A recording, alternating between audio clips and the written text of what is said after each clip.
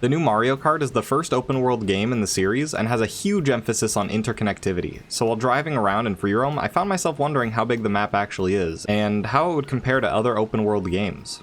Well, only one way to find out. Are you ready? My first idea was to find Mario's height and measure using that, but it seemed like the margin of error could get out of control very quickly, so luckily, there's a much easier method. The reason I'm even able to make this video in the first place. Stickers! You know those stickers you get for completing things in free roam? Well, turns out there's a bunch of them for driving specific distances as well, the smallest of which are 5 kilometers of driving and 1 kilometer of gliding. So now all we have to do is get new save data, drive 5 kilometers, and measure the space in between, right? Almost. The game doesn't track distance based on a top-down view of the map the way we would prefer. Instead, it's actually the 3-dimensional distance the kart travels. This means that all the bumps and hills, not to mention the obstacles we might have to steer around, will mess with the data. The largest uninterrupted line I could think of was the ocean, but even that's affected by the waves. So instead, I found the longest, flattest road I could, drove back and forth until the sticker popped up, and took a measurement each time. I then took all the lines, stacked them together, and this gives us an approximate length in pixels per 5 kilometers. Just to be sure, I did this a few more times and tried out the 1 kilometer gliding sticker as well, giving us these results. Since they vary quite a bit, I decided to take the average and use that as our final measurement of 415 pixels per 5 kilometers. All of this, by the way, on a 1080p image of the map, which you can get by zooming all the way out in the menu and taking a screenshot. Using this new measurement, we can convert it to something a little bit more readable. For instance, 5 kilometers is 5,000 meters, which divided by 415 gives us roughly 12 meters per pixel. The map is about 1,148 pixels wide and 1,026 pixels tall.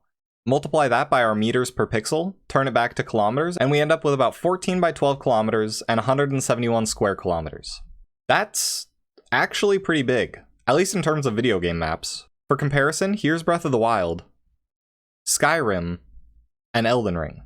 I was not expecting it to be bigger than any of these, but I think that's because of the map itself. The location icons mess with the sense of scale, and all the spaces between look kinda empty, but when you actually just drive around, the scale of things really starts to sink in. For instance, did you know there's this cute little toad village right here in the middle of nowhere? I actually kind of like this disconnect between map and world. It encourages exploration, and it gives you a sense of discovery while you're looking for all the collectibles. Okay, there's one last thing that I need to know. Now that we have a method of finding distances, we could in theory see how fast the karts drive.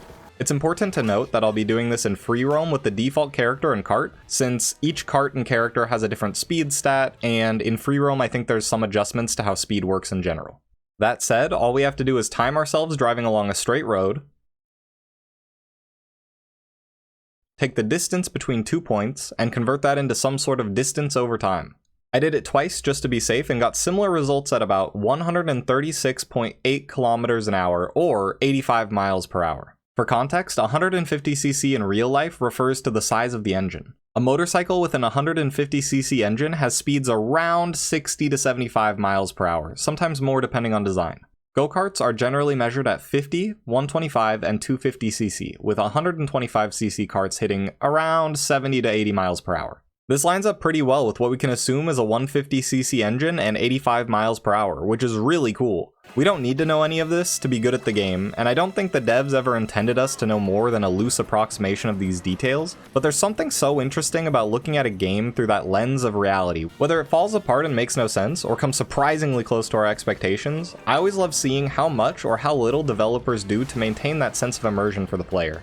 That's all I've got for now, but if you liked the video and you want to see more, consider subscribing. I'm aiming for 1K at the moment, and it would help a lot. I hope you have a good day, and I'll see you next time.